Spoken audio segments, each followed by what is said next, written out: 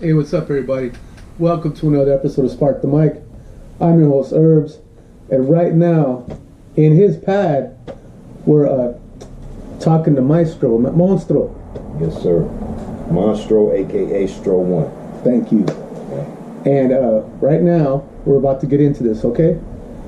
So just let all of our viewers know, man, like, tell us how you got from point A to point B, you know, everything in between, you know, your influences, and, you know, just take it from there, man. Born and raised in Los Angeles, California. I grew up in the Crenshaw district, Crenshaw and Vernon, over in that area, and got into hip-hop at an early age. You know what I'm saying? A lot of my influences are like many influences, man, even before hip-hop. Like, grew up listening to George Clinton, Stevie Wonder, a lot of the greats, you know what I'm saying? Mom stayed listening to Luther and shit. But as far as hip-hop, you know, some of my early influences are Houdini, of course, NWA, DOC, you know what I'm saying? Rakim, KRS, etc. Okay. Greats and shit. All right. Yeah. Okay. I understand that you came up doing different things and working with different crews and that. How has the graffiti culture inspired your lyrics and inspired the way you approach music in general? Okay, so, I mean, graffiti was the first love. That's the first thing I got into in regards to hip-hop. I didn't start rhyming until later on in the game. But, you know, in anything that you get into, you have to respect the predecessors, those who came before you. Of course, yeah. There's nothing new out here that hasn't been done before. Everything's only added on to and flipped. You know, you get guidance from those who came before you, and then you just give your version of it. Put a little twist on it, you know what I'm saying? So, just as in graffiti, in hip-hop, it's the same way. You have to know who's who, who's known for what style, what happened, when, and where, and, you know, you got to know your branches, anything you get into, pretty much. So it sounds like at times you got to be a little diversified. You got to know, you know, abilities, like what people's capacities are, capabilities, you know, with people's styles, and not only in graffiti but also in rhyming. You know what I mean? You gotta most definitely, yeah. Because a lot of people, I think, they just rhyme just to rhyme, but they're not really like saying something that people want to hear, that people are interested in, or that, you know what I mean? I think that's when you got to kind of keep that at that level to where, you know, you have something that people are like, yeah, you know, this guy isn't just like dropping something. What he's saying, I feel it. You know what I mean? Most definitely. I think like you gotta have a little bit of everything. Every song cannot be like a message seminar type of fucking shit. Some things just gotta be. Some things are best. It's best that you just have creative writing, just for just something out of nothing. You know what I mean? And then you got your more message-based songs, and then you got your more topic songs, and you know, you just got to be. I feel it's best to be well-rounded with it. Yeah, right. For sure. You know, while at the same time focusing on style, delivery, originality, you know, cadence. It's levels to it. Definitely, yeah. I know you were linked up with some cats from Project Blow, you know, for a while. Probably still are. I know you guys just had your anniversary, right? It's coming up. This Sunday. Project Blow anniversary. I believe 30 years. Yeah. This Sunday, man. Yeah. Check it out, guys. This Sunday. Yes, sir. Yeah, I'm doing a little set amongst a slew of other well-respected, phenomenal artists will be in the house. You know what I'm saying? All of our favorites. Okay. Right. So yeah, it's everywhere on the internet right now. Go to Project Blow page for the locations, times. That's right. Be sure to check it out.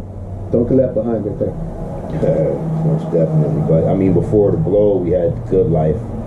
you know, and that's where we would go. Shit, I was damn near still in high school when I was going to the Good Life. And it was kind of like a workshop for the youth in the area who want to express themselves through music, just to divert them from gang activity and other things that go on in the hood and shit. And so the Good Life was every Thursday night, you know what I'm saying? And it was at a health food store on Crenshaw Exposition. Oh man, going way back, yeah, man. Yeah, yep. And you know, it had a no cursing rule. And I've seen a lot of people flip a lot of different styles at Good Life. Met a lot of different cats, you know what I'm saying? And then after the Good Life came the Project Blow. That's when you could curse. And it was more like a Shark Tank. Shit got very serious at Project Blow. You know what I'm saying? Good Life was a showcase for talent, but then after that, in the parking lot, is where all the battles would happen. But Project Blow was just all out massacres every Thursday fucking night. Yeah. You know, I've seen that video you did, man. Slap chemist out of Nice, was it? Nice, France? That was dope, man. That was dope. Thank you, brother. I appreciate it. I gotta give you props for that, man, right there. That was a good video, dog. Thank you, man. Really good delivery, man. Really good flow on that. How was that out there? Let's just talk a little bit, if you know, out in Europe, like how's the reception of the crowd out there compared to out here on the West Coast in the United States? You know, if you notice any differences, you know, just kind of break it down. Definitely. Let's see. First of all, I want to give a huge shout out to GRAFFITI, Mike Bless, and the homie Smo from NHD, CMA, Zero, Kid, Recon, all the whole crew that went out there with me, or that I went with them to Nice, France. Also want to shout out the artist that put together the festival. His name is Odom, and the name of the festival that we were able to go be a part of is called Numa Fest. Oh, okay. Odom is an artist from France. GRAFFITI, they have a shop downtown. You can check them out every other Sunday, or every Sunday they have Black Book sessions, but they hosted Odom when he came out here. Oh, okay. Now, the GRAFFITI went to New York and filmed some stuff, filmed a video, went out there with Mike Bless, and they met Odom on the Brooklyn Bridge. So it's just a by chance passing, and they just formed a rapport with him. They hosted him when he came out here and painted, so in turn he hosted all of us in France. Oh, nice, man. Most definitely. Odom's mother is a figure in the community in France, so she has the wherewithal on how to get grants and stuff like that, so she was able to house us as well as some other artists. France was interesting, man. I had never, you know, been out there and stuff. You know, it was good to just, like, we had our rooms and shit, but, you know, I'm the type, I'll bust a mission solo and shit, so I just, like, get up, bust a mission, walk around the block, and just trip off shit, you know. It was interesting, very interesting, but they received us well. We got a lot of props from the artists that was out there. My thing in France was that I know it's going to be a lot of graffiti artists out there painting like super phenomenal portrait imagery type shit. My thing, I just want to go out there and just bust fresh ass graffiti LA letters. You know what I'm saying? And represent on that level. I mean, I did do some characters out there, but I wanted to rep that LA style out there. You know what I'm saying? That I take with me everywhere I go. And then I was also able to rock a couple of shows out there. That was cool. That was dope. It was well received as well. Was it a pretty beach crowd, or? It was a decent crowd. It was during the day. Oh, okay. The festival was more of a family type of vibe. Oh, okay. It was good though. It was good. Nice. You know, we had a phenomenal artist painting all day. You know, we hit the wall like every day for a matter of 7 days. Hitting the wall every day, going to paint. Odom allowed us into his gallery and gave us paint, you know, would make runs on paint and stuff, so we stayed stocked up. And amidst all that, I was able to get the video in. Oh, okay. As well as it was real chill, so I figured it looked good over there in the French streets. So, yeah. Have you played in any other countries in Europe besides France, England, Netherlands, you know, Spain, stuff like that? I have not. Okay. I have not. I've only been to France. I rocked the show in Dago before. That's about it.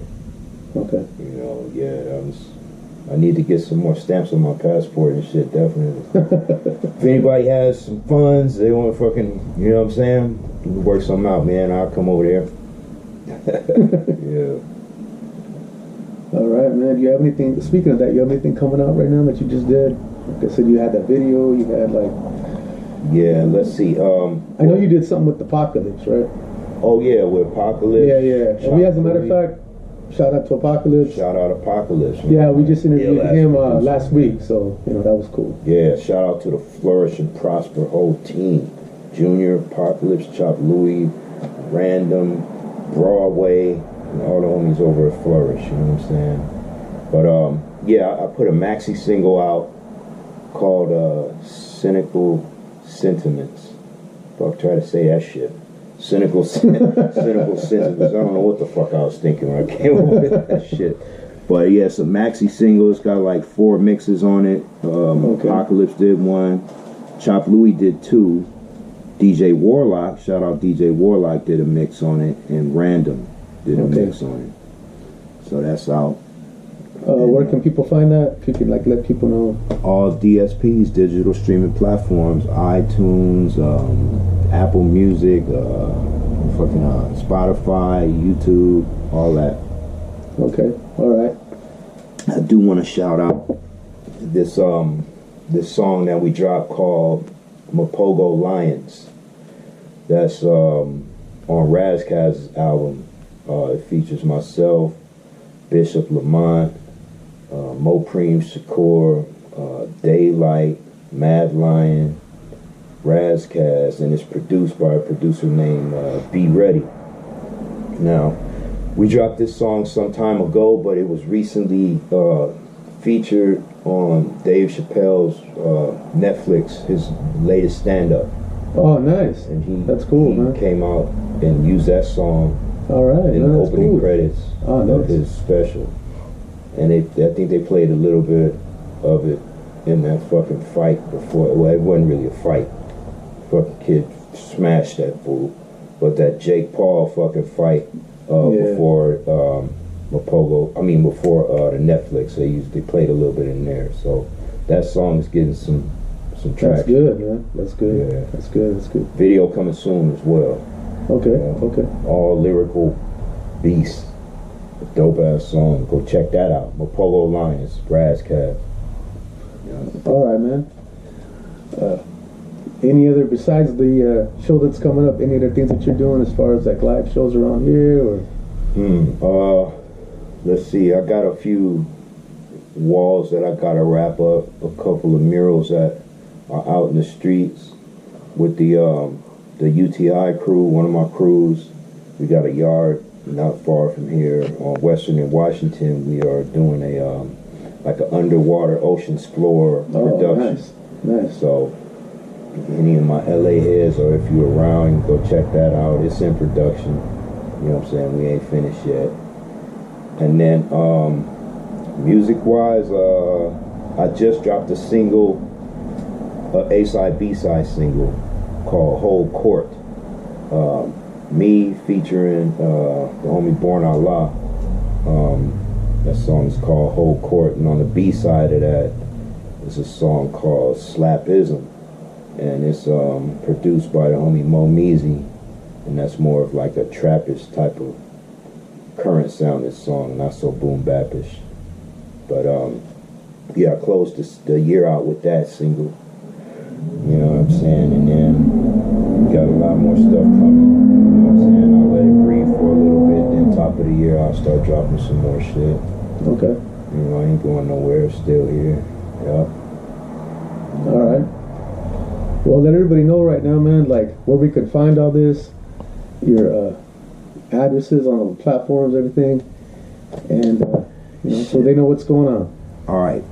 So let's see, in this meta world, metaverse or whatever, Instagram is where I do my music promo at, and whenever I paint some shit or want to show some muralism or some artwork, I do it usually on Instagram. So the Instagram is STROE_ONER, right? Stroe and for the music, you go Monstroe, and that's Spotify, iTunes, Apple Music, whatever other digital platform that I'm seeing no revenue from, that just takes my shit and plays whatever whatever is out there, wherever you can stream music at. You know what I'm saying? Yeah, Bandcamp. Yeah, I see some shit from there. But yeah, all them other platforms. But that's a whole nother topic. But Monstroe for the music platforms, and Stroe_Oner for the gram. Okay. All right, man. Real quick, I want to go back to Project Blow, man. Like, how did that develop? Who was the brainchild behind that? Was it a few people? Was it yourself? Was it? Well, I mean, Project Blow was in Leimert Park, right? But I'm originally from Leimert Park, so I was in Leimert before the Blow came to it, and I kind of was loosely affiliated at first. Like, I had my homies and shit, and we would go up to the Blow, and we wouldn't really trip on like rapping too much or going in there and trying to, because you had a list you had to sign. You had to sign the list, and we thought we were like trying to be too cool to be up in there, because anytime you get, it's kind of like high school. You got your clique over here, and then a clique over here, and then motherfuckers over there, and and people didn't really want to acknowledge everybody because they thought it was fucking too cool and shit.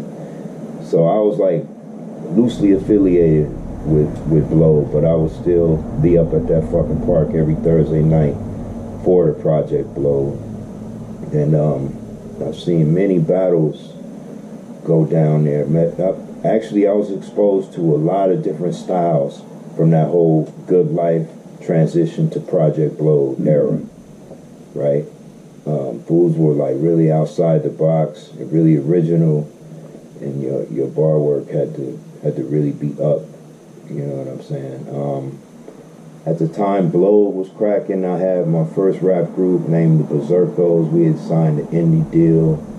We had distribution on ground level, and we was doing our thing, but nowadays it's like, man, if you were at the Blow back then, it's just love based on the fact that you were there, because a lot of us didn't make it. I mean, we kind of act like we weren't affiliated with each other, but honestly we spent our 20s and 30s together, whether it directly or loosely or around.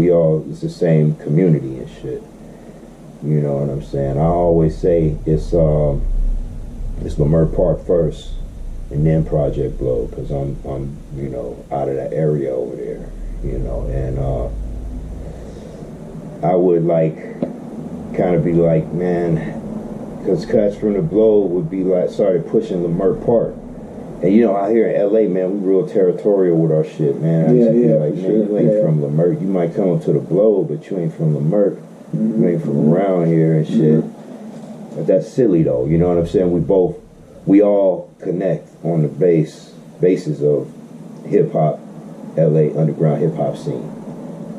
We that's what brings us together.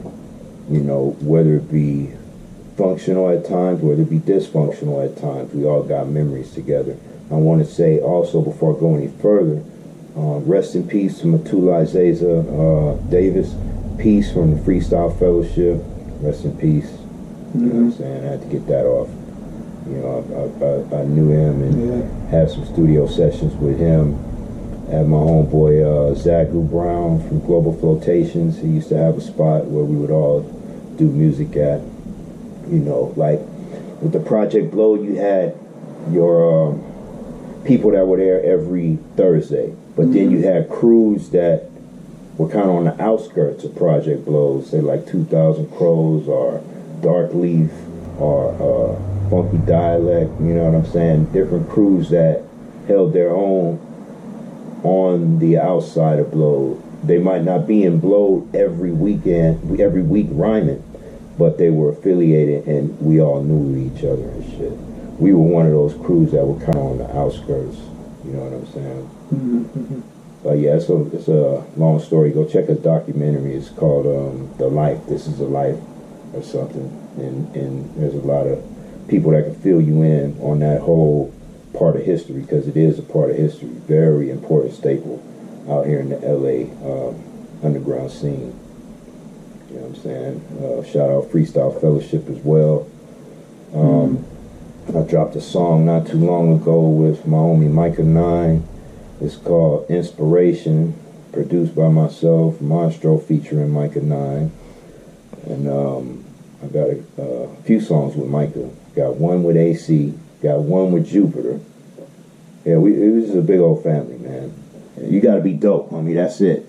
You know what I'm saying? You gotta bring your best shit fucking with us. Yeah.